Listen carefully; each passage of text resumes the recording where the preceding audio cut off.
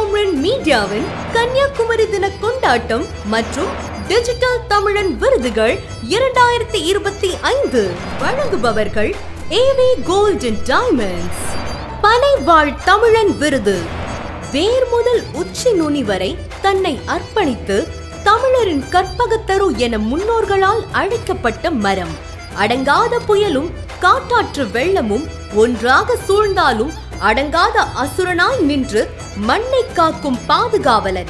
தமிழனின் உயிர் மூச்சாய் நின்று ஒவ்வொரு பாகத்தையும் நமக்காக கொடுத்து நம் அடையாளத்தின் முன்னோடியாக திகழ்ந்து கொண்டிருக்கும் பனை மரத்தின் பயன்கள் மற்றும் வாழ்வியலை எடுத்துரைப்பவர்.